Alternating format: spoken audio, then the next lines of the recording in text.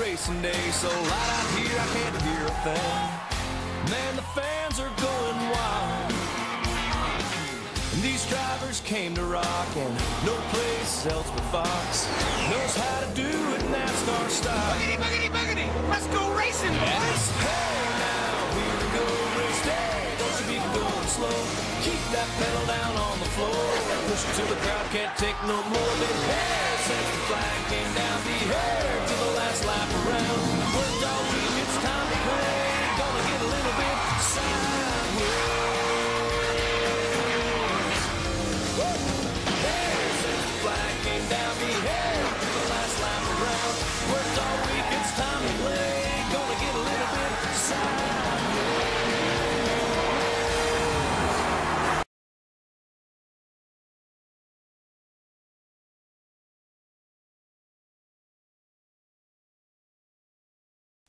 What's up, race fans? It's Radio Orton Fan 2011, and I'm back here once again for round 3 of 12 in the NNSCRA Ecko Unltd Bros vs. Host Series. We've gone north of the border, guys. We've gone to Winnipeg, Manitoba, Canada, where my cousins reside, for the running of the MTS 500. By the way, this track is known as T3 Super Speedway, if many of you don't really know about that. I don't know what appearances, I don't know if any this track has made any prior appearances in NR 2003 history, but this will be the first time that it has appeared on my series. Of course, we're into full swing here in this season so far in the Bros vs. Host series. We're just about ready to get the third race underway. Of course, we got a bunch of new paint schemes that everyone is running. A lot of drivers are running a bunch of new paint schemes. So it's going to be interesting to see how this track will go. This track is actually very similar to a Riki Speedway in the width of the track, but it's also very similar to Homestead, Miami, as with the oval-shaped track. So we'll take a look at our starting lineup and take a look at a few nobles in the starting grid, then we'll get ready to race. Stay tuned.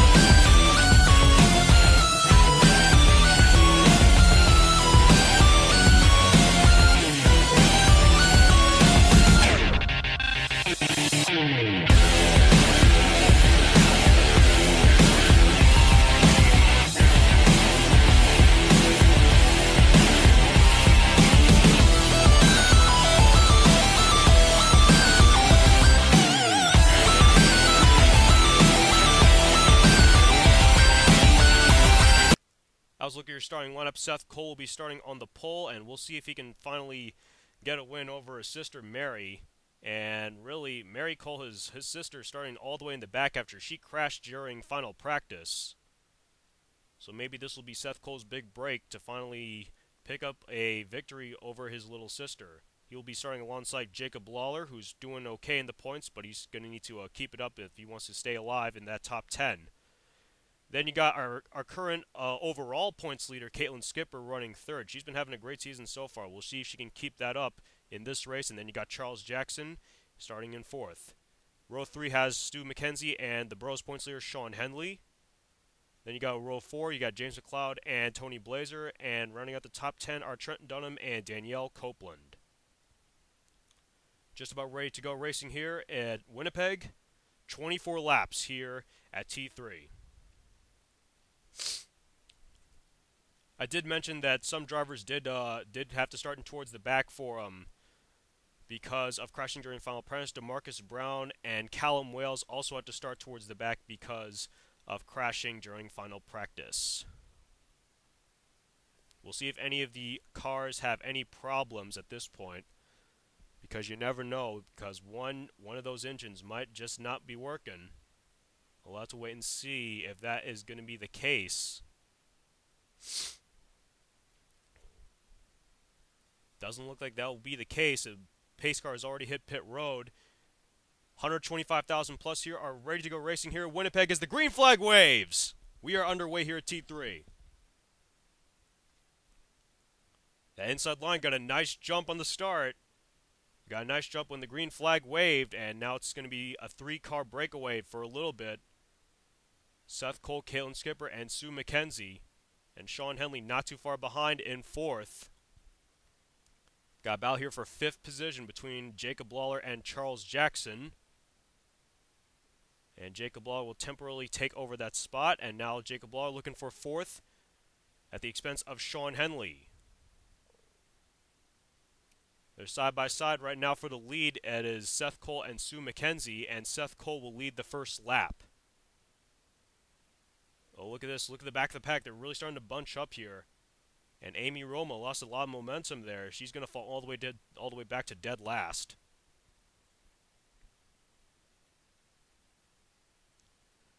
Take a look at some of these other cars around the field.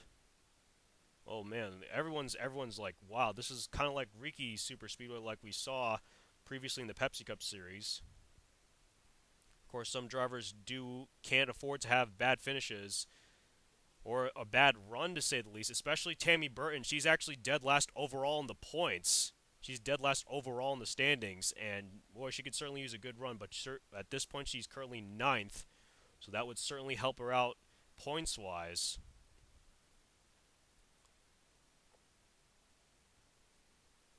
Sue McKenzie, the Aussie, going back into that inside line, looking for that lead, but it seems that looks like that outside line might actually have a case here. That outside line really could work here at this track. No signs of a yellow flag just yet, and Seth Cole currently has led all 3 laps at this point. Oh, man! Points leader, Kaitlyn Skipper, just scraped the wall. She's going to lose a couple of positions. She lost a lot of momentum there. She's going to lose 3rd and 4th to Tony Blazer and Jacob Lawler, respectively, and now she might lose 5th to Shawn Henley, or she was, but now she's back on track. Doesn't look like that stopped her momentum there. Just bear with me on this. I'm still not feeling 100%, so just bear with me on that. Oh man, looks like Mary Cole has lost a cylinder. Oh boy, that's going to be costly for Mary Cole now. Everyone is just running so much faster at this point, and Mary Cole, certainly at this point, she can't afford a bad finish. She's currently somewhere around just inside the top 10 so far. But on the opposite side of the spectrum, it's her brother Seth Cole. And boy, Seth Cole could certainly use a good run in this series because he's currently dead last in the bros standings. But there's the Aussie, Sue McKenzie, going to the inside, looking for that lead. And the 83 of Sue McKenzie will lead a lap. But that outside line really could work out here. That outside line really is making it work here. And Seth Cole's going to retake the lead coming off turn 2.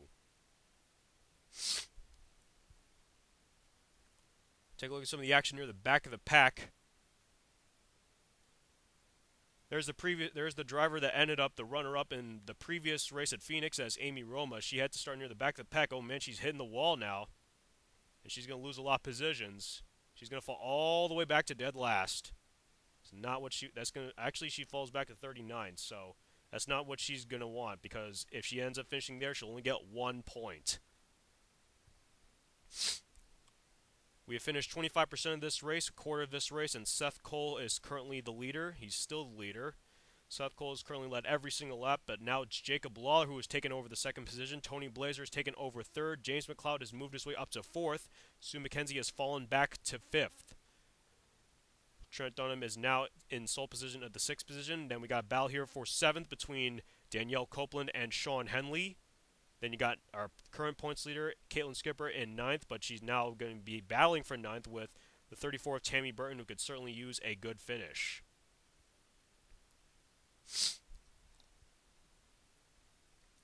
I'll tell you, Seth Cole, he's certainly strong. Seth Cole is really strong, and surprisingly, we haven't seen a caution yet. So this could be the race this could be Seth Cole's race here. But we're only 8 laps into. We're only just a little under 8 laps into this race. Remember, there's still two periods of this race to go. So 16 laps. You never know what's going to happen in 16 laps. But surprisingly, we haven't seen a yellow flag yet, and that's the good news. Seth Cole has currently led all 8 laps at this point. Jacob Lawler and Tony Blazer hot on his tail, but there now you see Trent Dunham coming into the picture as well as James McLeod. Current overall points leader Kaitlyn Skipper has fallen back to the 10th position after starting 3rd. After scraping that wall, she is starting to fall back a bunch of positions. Now she could lose a top 10 spot here to Tammy Burton, who, of course, once again should certainly use a good finish. Charles Jackson, he started near the front in 4th position. He's fallen back to the 12th position, as we can see it here. Oh, Shawn Henley's hitting the wall. Shawn Henley's hitting the wall. Now is he going to lose a lot of positions? Oh boy, Shawn Henley. That is going to cost Shawn Henley a lot of positions, especially for the Bros points leader. That's going to cost Shawn Henley a lot of positions. Going to fall back well outside the top 10. Now we got a 4-car, make that a 6-car line here. Well, everyone's just about single file now at this point, as we've completed 10 of 24 scheduled laps.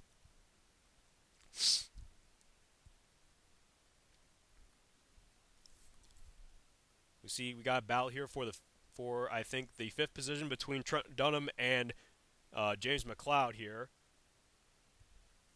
James McLeod making that outside line work. He's, you know, this track could actually have a case here for that outside line. The outside line could actually have some work here in this track. Of course, with the drafting help you got in the outside line. Sorry guys, just bear with me. I'm just still not feeling 100%. Seth Cole has led all 11 laps so far. We've reached the halfway point. And now it's Amy Roma and Mary Cole who have fallen all the way back to the rear of the field, and this is not going to be good for either one of those drivers. Of course, you can get only 1 or 0 points here, but of course you don't want to get in a race where you end up getting no points at all. And Callum Wales, he ended up doing he had a top 10 at Phoenix, but at this point he's back in that 30. He's back in 37th, and he certainly did not want a finish like that. He's back in 38th, actually. My bad. Seth Cole has led at the halfway point. We are halfway through this race, 12 more laps, and we still are caution-free. James McLeod has moved his way into 4th. Danielle Copeland is up to 5th. Sue McKenzie's now taken away 6th. Trent Dunham has fallen back to 7th. Now here comes Haley Hamilton and our points leader, Kaitlyn Skipper, trying to take away those positions from Trent Dunham. Uh-oh, Copeland's in the wall. Danielle Copeland has scraped the wall. That's gonna cost her a lot of positions. That might just bring the life back in the 33 machine of Kaitlyn Skipper. Trying to move up a couple more spots, trying to pick up a bunch of more valuable points. And just like that, Copeland has fallen all the way back to, I think, the 11th or the 10th or 11th position after that, after scraping that wall.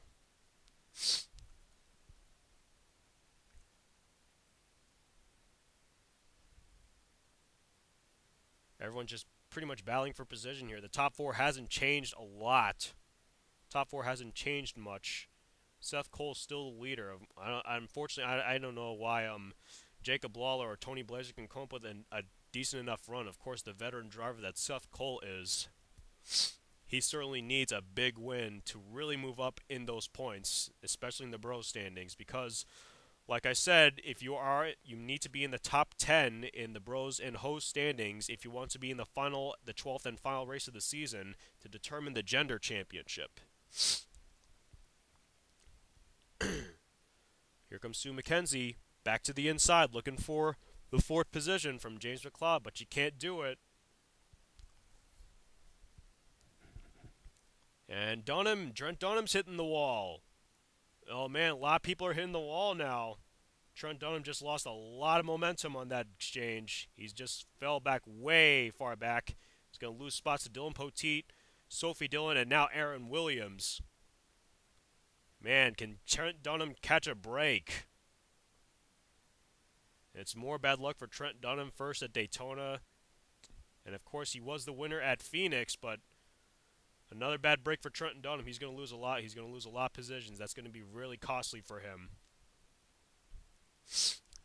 We'll come around with 7 laps to go. Trent Dunham has went from 7th to 17th. Unbelievable. Looks like there's been a bit of a separation between Seth Cole and Jacob Lawler now. About 2 car lengths. Look at Haley Hamilton in the 97. She's moving up in the pack. She's moved her way into... Oh, Sue McKenzie's in the wall. That's going to open the door for Haley Hamilton, and I think Kaitlyn Skipper might end up passing her as well. Watch our bird's eye view camera here. We'll come around... Okay, now I'm saying 7 laps to go. I meant to say 8 laps to go when last time by. I failed. Again. Jacob Lawler is back into that rear bumper of Seth Cole, Tony Blazer, and Sue McKenzie trying to catch back up. Then it's James McLeod and Haley Hamilton. Kaitlyn Skipper in 7th. Our points leader, Tammy Burton, is up to 8th. Charles Jackson in 9th, and Richard Johnson was in 10th, but now he's in the wall, and Shawn Henley's moved his way back into the top 10.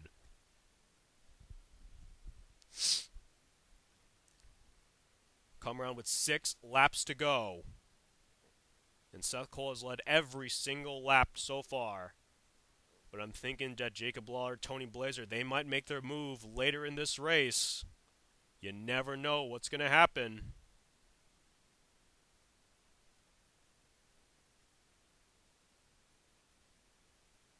Oh, this might make Seth Cole a happy camper now, because Tony Blazer went for the move on the inside, trying to take away second from Jacob Lawler. Well, that was temporary for a moment, and unfortunately, Tony Blazer has to fall back in line. 5 laps to go this time by. Seth Cole has led every single lap at this point. Looks like Mary Cole and Amy Roma have caught back up a little bit to the rest of the pack, but with 5 laps to go, I don't think there's going to be enough time for them to move up to the front.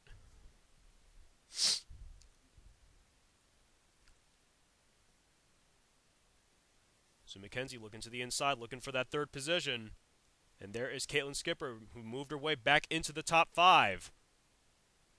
Haley Hamilton not too far behind in 6th. Tammy Burton looking for her first top 10 of the season in 7th. Then you got James McLeod in 8th, Shawn Henley 9th, and Charles Jackson rounding out your top 10. 4 to go now. Still anybody's race at this point. And we are still caution-free.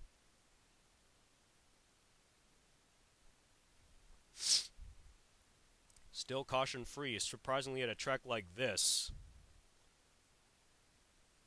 Now Kaitlyn Skipper has to battle Tammy Burton, and James McLeod have to try to defend that 5th position. She can't do it as Tammy Burton takes away the 5th position. Now she has to battle for 6th between herself and James McLeod. Now it'll be 3 laps to go this time by. Will Jacob Lawler have enough time to make the move? He has the speed, but Seth Cole's such a veteran driver. I'm thinking Jacob Lawler might make his move on the final lap of this race. Off turn 4, that might be the time to do it.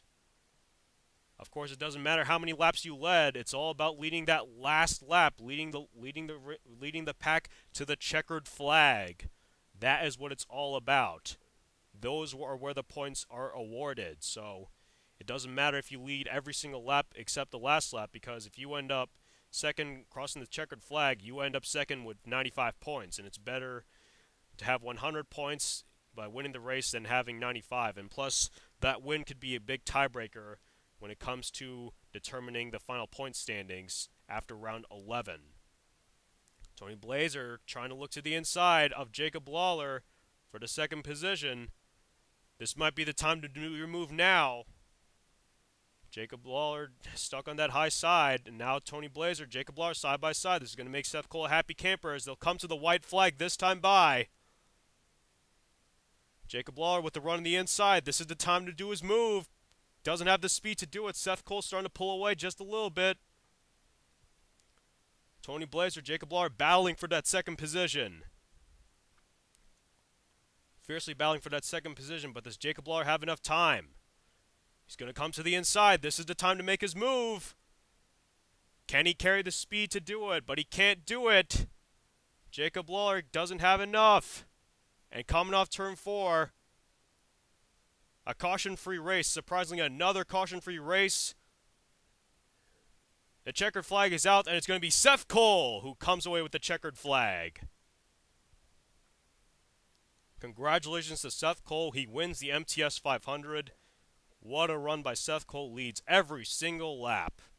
What a great job by Seth Cole, and he finally gets a win over his sister Mary, who ended up dead last.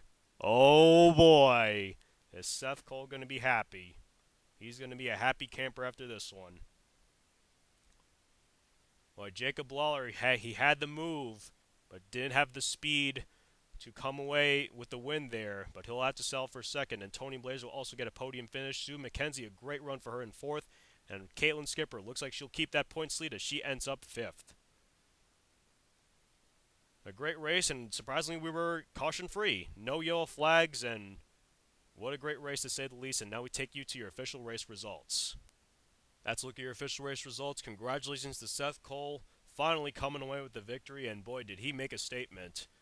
Look at this. Look at the finishing order. Seth Cole ends up first on the very opposite end of the spectrum. His sister Mary.